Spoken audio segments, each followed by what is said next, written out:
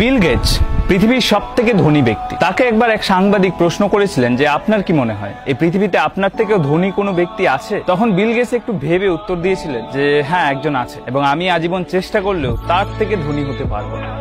বিল গেটসের মুখে এই কথা শুনে সাংবাদিকের মুখটা একদম হা হয়ে গেল। সাংবাদিক অবাক হয়ে জিজ্ঞেস করলেন যে কে সেই ব্যক্তি যার আপনার থেকেও বেশি ধন সম্পত্তি আছে?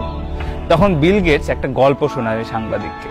সেই গল্পটা বেশ কিছু বছর আগে। তখন বিল গেটস হয়ে ওঠেনি, অর্থাৎ পৃথিবীর সব থেকে ধনী ব্যক্তি হয়ে ওঠেনি, তাকে পৃথিবীর সবাই চিনত না। তখন সে একজন সাধারণ বিজনেসম্যান, এবং সে কোথাও একটা ট্রাভেল করতে গিয়ে নিউ ইয়র্ক এয়ারপোর্টের সামনে এক খবরের কাগজ বিক্রেতাকে দেখেন, এবং খবরের কাগজ বিক্রেতাকে দেখে তিনি এগিয়ে যান একটা খবরের কাগজ কিনবেন বলে। গিয়ে একটা খবরের কাগজ হাতে নেন। হাতে নিয়ে যখন টাকা দিতে যাবেন, সেই মুহূর্তে বিল গেটস লক্ষ্য করেন যে তার পকেটে খুচরো পয়সা নেই। ভাবা যায় বিল গেটসের কাছে পয়সা নেই। যাই হোক, তো খুচরো পয়সা নেই দেখে উনি খবরের কাগজটা ফিরিয়ে দিতে যান খবরের কাগজওয়ালাকে। কিন্তু খবরের কাগজওয়ালা তখন বলেন যে এটা আমার লাগবে না, তুমি নিয়ে যাও।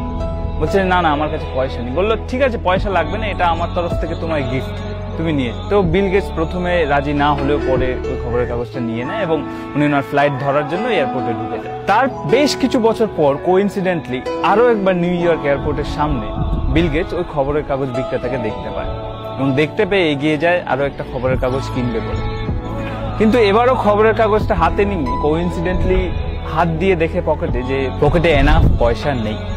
তখন উনি খবরের কাগজওয়ালাকে বলেন যে দুঃখিত, এবারও আমার পকেটে পয়সা নেই। তখন বিল গেটস খবরের কাগজটা আবার রেখে দিতে যান, কিন্তু খবরের কাগজওয়ালা বলেন যে এটা তুমি নিয়ে যাও।